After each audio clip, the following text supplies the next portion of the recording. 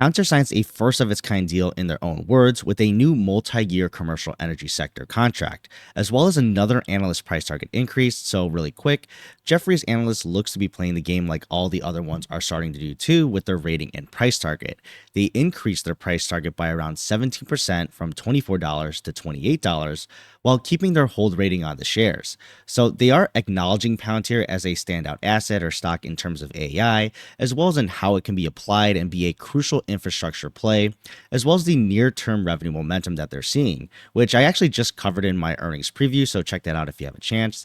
But essentially, it sounds like they don't just want to miss out, noting the latest 2 quarters of solid execution, but still labeling Palantir as the most expensive name in their coverage, referencing their price to sales ratio of around 19 when they estimate this for full year 2025 projections.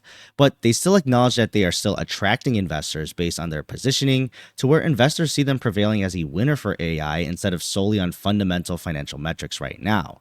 So that's the main reason they are keeping the hold rating here and staying a bit cautious. Essentially, they apparently like Palantir as a business and the promise it is showing, especially with AI, and how they are one of the more attractive names to purchase up, but the valuation just makes it difficult in their eyes to continue increasing. So do as you'd like with this information. Now, onto the new deal. Palantir and TES, or Tree Energy Solutions, forges a long-term partnership to drive global decarbonization. This is a multi-year partnership where they will be using Palantir's AI software to help TES's mission in green energy transition, and they're a producer of ENG, or electric natural gas derived from green hydrogen. Specifically, Palantir's Foundry and AIP will help in their supply chain management, simulation and scenario modeling for investment optimization, as well as site selection, asset management, carbon emissions tracking, and modeling the energy transformation pipeline. So no doubt being able to tie together data with the ontology while under a high level of security and trust gives TES the confidence to do a longer term partnership like this, considering they can now work under a single operating picture thanks to the ontology, where they then go on to explain a little bit about the process of utilizing hydrogen in combination with the biogenic or recycled CO2. And that's in order to make it more transportable or safer to do so, because as with basic chemistry, transporting pure hydrogen is much more reactive and logistically that costs more time, money, and risk of an accident. So this combination of transportation is a way to move hydrogen around at a larger scale, which in turn should help decarbonize since hydrogen fuel produces water and heat.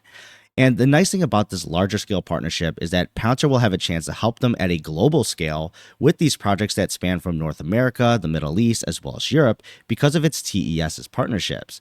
And they note it's the first partnership of its kind to build on this side of green energy and renewable sector globally, but is still able to draw from their previous experience in the energy sector to help close the deal.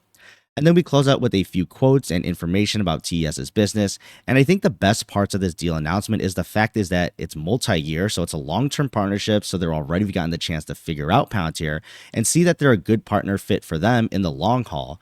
And that already speaks loudly to their trust in the product and the Palantir team, as well as having a press release about it too. So it means they're not shy about it, but also the chance to work in the green energy renewable sector at an infrastructure level, considering their focus is on the transport of ENG, and not to mention this is at a global scale. So the deal appears to be a good fit for Palantir's products, which is meant to handle such a complicated, wide-reaching project that requires a single operating picture to make effective decisions while still understanding the individual levers at play when the choice is made.